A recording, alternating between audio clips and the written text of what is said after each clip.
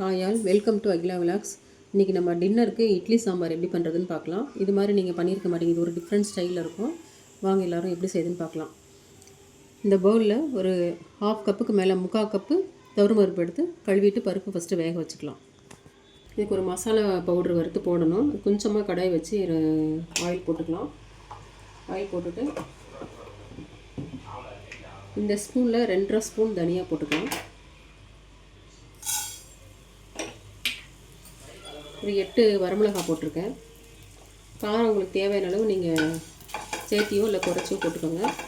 இதை வந்து தீயை வந்து ஸ்லோவாக வச்சுட்டு தனியாக வந்து கருத்து போகாத அளவுக்கு ஒரே மாதிரி ஈவனாக செவக்க வறுத்துக்கலாம்.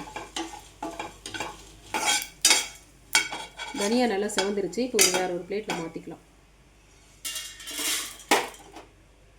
இந்த ஸ்பூனில் ஒரு ஸ்பூன் வந்து கடலைப்பருப்பு போட்டுக்கலாம். இதையும் நல்லா செவக்க வறுத்துக்கலாம்.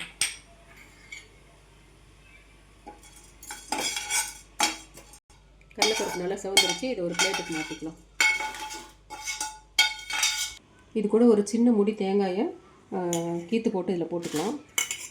இதில் ஒரு 4 பல் பூண்டு போட்டு நல்லா நைஸாக அரைச்சிட்டு மையாக அரைச்சிட்டு லாஸ்ட்டாக இறக்கும்போது வந்து ஒரு ஸ்பூன் சீரகம் போட்டு 1-2 ஓட்டி எடுத்துக்கலாம். கடையை வச்சு ஒரு 4 ஸ்பூன் ஆயில் போட்டுக்கலாம். இது வந்து வெஜிடபிள்ஸும் ஆனியன் எல்லாம் வதக்கிறதுக்காக மட்டும்தான் இந்த ஆயில். மேலே தாளித்து கொட்டிக்கலாம்.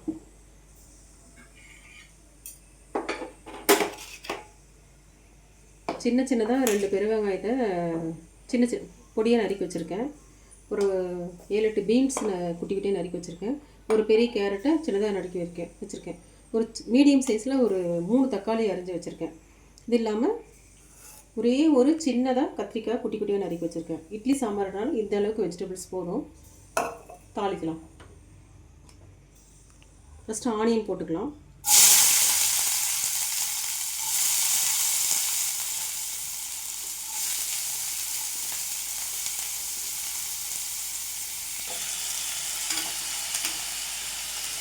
பீன்ஸு கேரட் போட்டுக்கலாம்.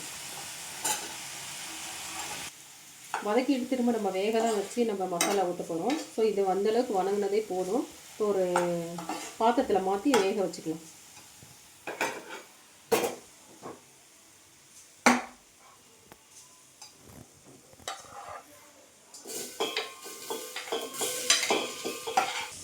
தேவையான அளவுக்கு கல்லுப்பு போட்டுக்கங்க.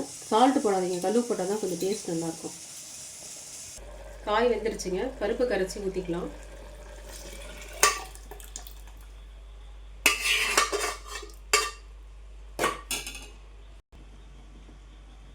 தேங்காய் விழுதை வந்து இதில் ஊற்றிக்கலாங்க. ஒரு சின்ன எலுமிச்சம்பழம் அளவுக்கு புளி கரைச்சி வச்சுருக்கேன், ஊற்றிக்கலாம். இட்லி சாம்பார்னால இதுக்கு புளி வந்து அதிகமாக ஊற்றக்கூடாது. அதனால் கொஞ்சமாக ஊற்றிக்கோங்க. சாம்பாருக்கு ஊற்றுற மாதிரி லஞ்சுக்கு ரைஸ்க்கு வைக்கிற மாதிரி சாம்பாருக்கு எவ்வளோ புளி ஊற்றுறமோ அந்தளவுக்கு இதில் அதிகமாக ஊற்றக்கூடாது. கொஞ்சமாக தான் ஊற்றணும். இது வந்து இட்லி சாம்பார் அப்படின்றதுனால கண்டிப்பாக ஒரு கொஞ்சமாவது வெல்லம் போடணும்.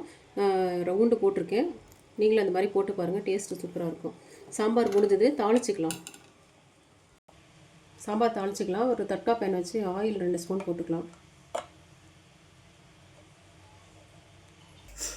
ஒரு 1/4 ஸ்பூன் கடுகு போட்டுக்கலாம்.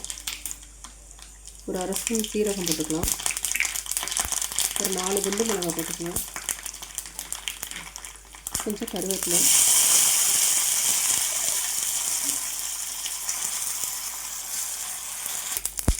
மாதிரி கடுகு பொரியுது பாருங்கள். அந்த மாதிரி பொரிஞ்ச பின்னாடி கொட்டுங்க, அப்போ தான் நல்லா மணமாக இருக்கும். பெருங்காயத்தை இப்போ மேலே போட்டுக்கலாம். சாம்பார் மேலே போட்டுட்டு அது மேலே வந்து தாளிச்சதை கொட்டிக்கலாம். ஏன்னா ஆயில் ஹீட்டாக இருக்கிறதுனால அது வந்து தீஞ்சு போயிடும். அதனால் இப்படி பண்ணிட்டோம்னா தீயாது டக்குன்னு பெருங்காயம்.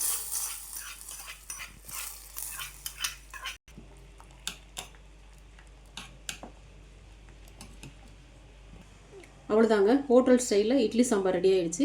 இந்த மெத்தடில் நீங்கள் செஞ்சுட்டு எப்படி டேஸ்ட் எப்படி இருக்குன்னு சொல்லிட்டு கமெண்ட் பண்ணுங்கள். உங்களுக்கு இந்த சாம்பார் பிடிச்சிருந்தா உங்கள் ஃப்ரெண்ட்ஸுங்களுக்கு இந்த வீடியோ ஷேர் பண்ணுங்கள். நீங்கள் எங்களுக்கு லைக் பண்ணுங்கள். எப்படி இருந்ததுன்னு கமெண்ட் பண்ணுங்கள். அகிலா விலாக்ஸ் சேனலை சப்ஸ்கிரைப் பண்ணுங்கள். தேங்க்யூ.